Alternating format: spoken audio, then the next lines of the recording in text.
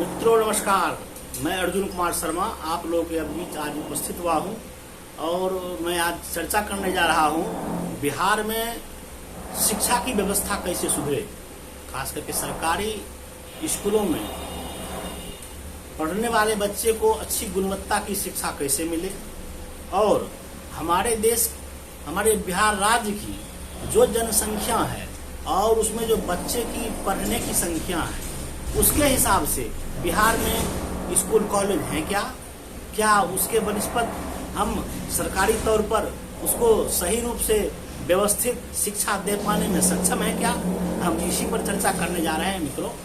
जैसा कि हम लोगों को मालूम है आवश्यकता ही आविष्कार की जननी है।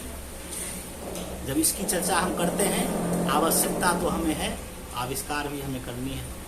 तो आविष्कार की जब बात करते हैं तो वहाँ ज्ञान की बात होती है और ज्ञान की बात जब होती है तो कहीं ना कहीं हमें शिक्षा की ओर आकर्षित करती है। आज क्या कारण है, पूरे दुनिया में आविष्कारों का भरमार है। आज 2022 चल रहा है और 2022 में भी हम टेक्नोलॉजी खरीद रहे हैं, टेक्नोलॉजी बना नहीं पा रहे हैं। इसका क्या कारण है? आज से 100 साल पहले भी वही स्थिति थी और आज भी वही स्थिति है। शिक्षा में बदलाव हुआ, सरकारी प्राइवेटीकरण होने के कारण शिक्षा में विकास हुआ, लेकिन जो आत्मनिर्भर शिक्षा पर होना चाहिए देश को, वह अभी तक नहीं हो पाया है। और इसका क्या कारण है? कारण है हमारे पास एक सुव्यवस्थित शिक्षा का स्ट्रक्चर नहीं है और उसमें बिहार सबसे पिछड़ा राज्य है। हम ये तो खाका पूरा करने के लिए गांव में स्कूल देखते हैं, खाका पूरा करने के लिए कहीं कहीं बेहतर स्कूल भी देखते हैं, लेकिन उसमें जो गुणवत्ता होनी चाहिए, जो देश की अपेक्षा है समय के हिसाब से, उस हिसाब से हम कई एक गुना पीछा हैं। और इसका कारण है सरकार की दूरदर्शिता की कमी। सरकार उस सोच से नहीं बैठ के काम कर रही है कि आने वाला समय जो मांग है वो तो अलग है, वर्तमान समय में जो पूरे विश्व जिस स्थिति में है उसमें हम कहाँ खड़ा हैं और उसके लिए हम अपने शिक्षा पर क्या फोकस करें ताकि हमारा बच्चा कल का कैसा शिक्षित होकर क्या कर सके। जब हम इस पर बात करते हैं तो कहीं न कहीं हमारी शिक्षा की जो एक मूल व्यवस्था है वो बहुत ही लचर और बहुत ही कमजोर है। मैं इस पर अगर चर्चा करने जा रहा हूं तो आप लोगों को सभी बातों को मैं बताने का कोशिश करूंगा। इससे पहले जब सरकारी संस्थानों पर ही शिक्षा आधारित थी बिहार में, और ये बात सही है, उस समय पढ़ने वालों की संख्या भी बहुत कम थी, क्योंकि उस समय शिक्षा के प्रति जागरूकता कम थी। उस समय लोगों में शिक्षा ग्रहण करें ये ललक कम थी। तो कम शिक्षा संस्थान रहते हुए लोगों को यह एहसास नहीं होता था कि शिक्षा हमारे लिए जरूरी जो है उसके हिसाब से स्कूल नहीं है। लेकिन अभी क्या हुआ है, अभी शिक्षा हम लोग समझ रहे हैं शिक्षा हमारे लिए कितना महत्वपूर्ण है, लेकिन सरकार उस महत्वपूर्णता को न समझते हुए वैसी व्यवस्था नहीं कर पा रही है। और जिसका कारण क्या है, हम प्राइवेट स्कूल की ओर जा रहे हैं और प्राइवेट स्कूल भी सिर्फ और सिर्फ एक जो है सो स्मॉल स्केल पर जो उसका वर्क होता है उस पर वह काम करती है और वह शिक्षा देने का काम करती है। क्योंकि जब हमारी सरकार हमारे बच्चों को शिक्षा देने के लिए सोचती है, उसके लिए एक बहुत बड़ा सिस्टम उस पर काम करती है और आने वाला समय कैसा हो और उसके हिसाब से शिक्षा हमारी तैयार होती है। लेकिन अभी हम इस पर कहीं दूर दूर तक नहीं सोच रहे हैं और इसका कारण बहुत है। हमारे समाज में जागरूकता की कमी है शिक्षा के प्रति जागरूकता कहने का मतलब ये है जो शिक्षा जागरूक अगर हुए हैं, हम प्राइवेट स्कूल की ओर जा रहे हैं, जागरूक अगर हुए हैं, हम सिर्फ और सिर्फ सरकारी प्राइवेट स्कूल को ही प्राथमिकता दे रहे हैं। सरकारी स्कूल अच्छा और बेहतर हो, इस पर हमारा फोकस अभी तक नहीं जा रहा है। और सरकारी स्कूल में जितने भी टीचर हैं उनको अच्छी खासी वेतन मिलती है।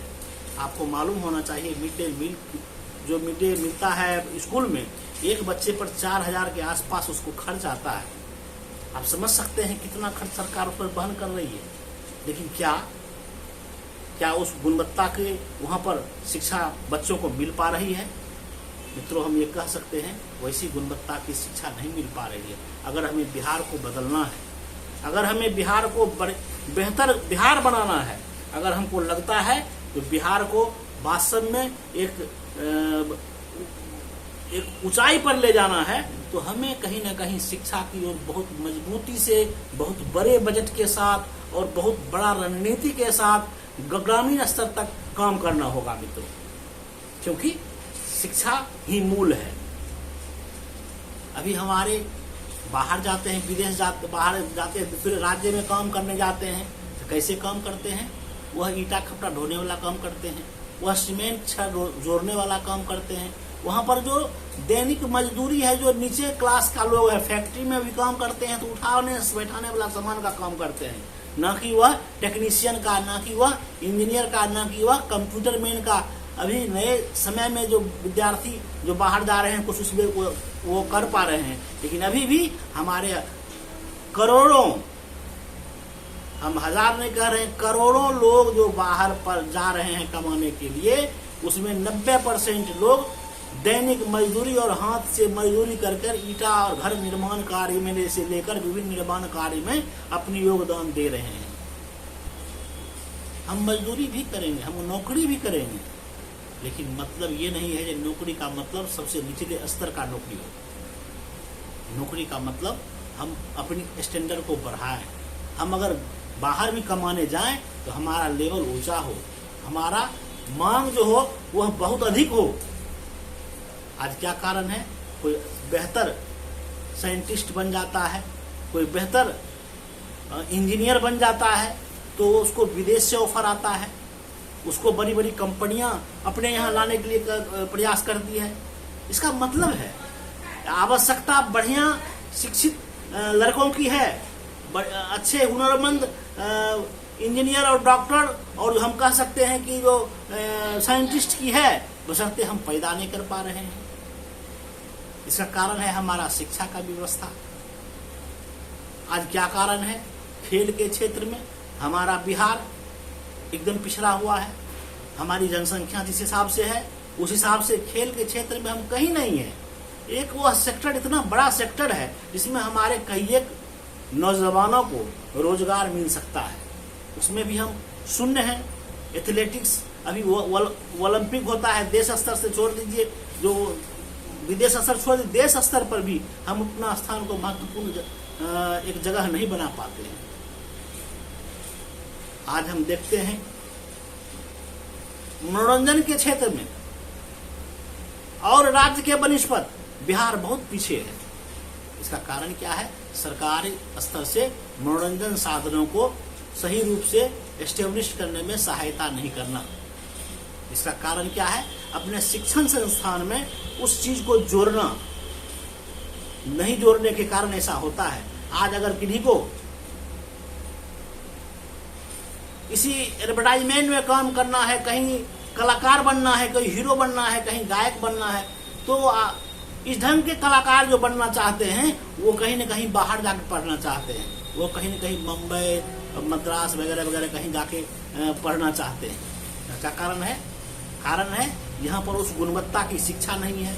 सेक्टर इतनी है, हमारे पास अगर इतना जनसंख्या है, उसके लिए हमें अगर सेक्टर में विभाजित कर दिया जाए तो रोजगार हमारे लिए पाना आसान हो जाएगा और उत्तम रोजगार हमें उपलब्ध होगा, और वह होगा हमारी शिक्षा नीति से, और वह होगा हमारी ग्रामीण स्तर से जो शिक्षा की व्यवस्था है उससे होगा। हम गांव में अपनी शिक्षा को कैसे बेहतर करें, गांव में अपनी शिक्षा को जनसंख्या के हिसाब से किस तरह से उसको वहां पर और व्यवस्थित करें। अभी हम देखते हैं इसमें भ्रष्टाचार भी होते हैं। भ्रष्टाचार का मतलब सिर्फ रुपया लेन देन ही नहीं है, कर्तव्यहीनता भी है। जो सरकारी पद पर बैठे लोग हैं, हम सभी लोगों को नहीं कहते हैं, लेकिन बहुत ऐसे लोग हैं जो अपने कर्तव्य को नहीं समझ पा रहे हैं कि उनको क्या करनी चाहिए।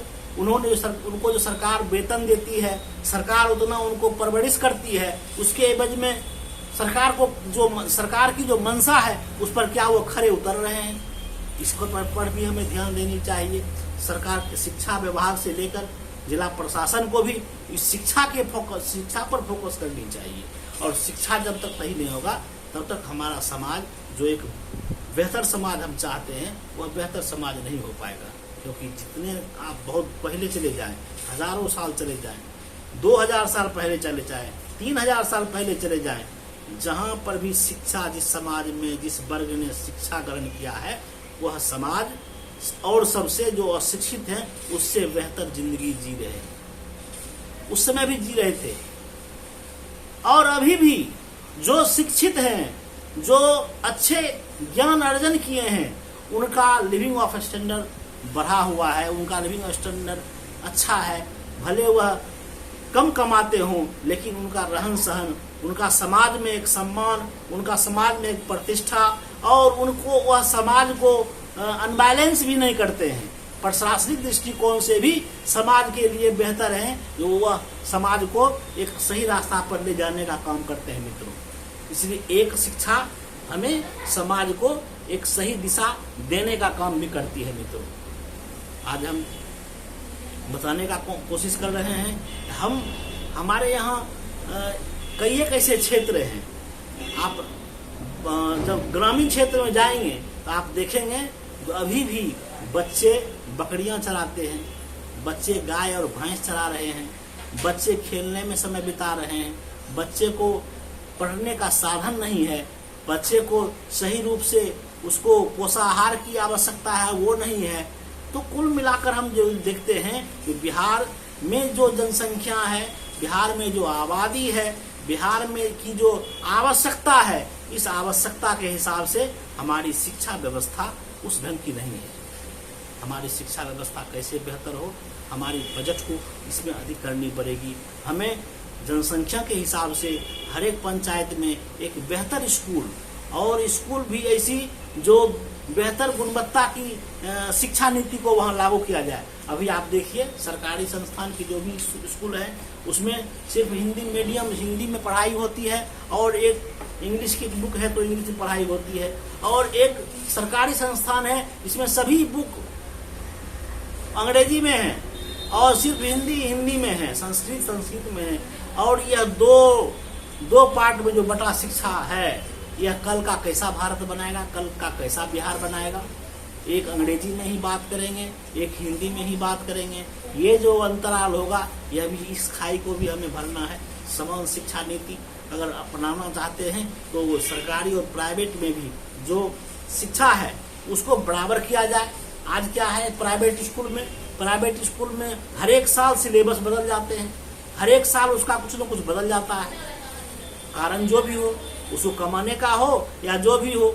और जो सरकारी संस्थान है उसका जो सिलेबस बनता है वो बरसों चलते रहता है। मैं ये नहीं कहता हूँ वो कब तक चलना चाहिए, लेकिन मेरा कहना है दोनों का जो शिक्षा का जो सिलेबस बने वह सरकार के दिशा निर्देश के हिसाब से बने, सरकार के नियम और तरीके से बने, और सरकार यह फोकस करे शुरू से ही, नर्सरी से LKG से ही, 1 से ही, जो बच्चे को किस ढंग की शिक्षा हमें देनी है, ताकि वह बच्चे आगे चल के उस सेक्टर में बेहतर कार्य कर सके।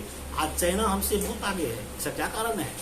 चाइना ने इस चीज को बहुत पहले समझा, और उसने समझा तो शिक्षा हमें अगर देनी है तो शिक्षा वैसी देनी है जो कल के डाके हमारे नवयुवक हुनरमंद हो, हमारे युवक कहीं न कहीं एक योग्यतापूर्ण युवक हो। और उसका कारण क्या है? आज उद्योग में चाइना सबसे आगे है। चाइना का दुनिया भर में सस्ता माल मिल रहा है, वहाँ पर वर्कर भी उसी का है और कारखाना भी उसी का है, और दुनिया भर में अपना माल को सप्लाई कर रहा है। इसका कारण है उसका शिक्षा नीति। इसीलिए हमें यह कहना पड़ेगा, जो सभी जनता को जागरूक होना पड़ेगा। हमारी सबसे बड़ी महत्वपूर्ण मांग होनी चाहिए सरकार से। सरकार से भी मैं आग्रह करूंगा कि हमारी शिक्षा नीति बेहतर हो, सरकार का पैसा अधिक से अधिक शिक्षा पर खर्च हो, ताकि आने वाला भविष्य एक बेहतर भविष्य हो, बिहार का एक बेहतर भविष्य हो, सुनहरा भविष्य हो। मैं इसी चंद शब्दों के साथ अपनी बातों को विराम देता हूं, और मैं चाहूंगा कि आप इस वीडियो को देखकर हमें कुछ मार्गदर्शन देने का काम करें, ताकि मैं अगला वीडियो आपको लेके आऊं और समाज को एक सही दिशा मिले। उसके लिए मैं क्या कर सकूं, इस पर भी हमें सुझाव दें। मैं अपनी बातों को विराम देते हुए आपको मैं नमस्कार करता हूं।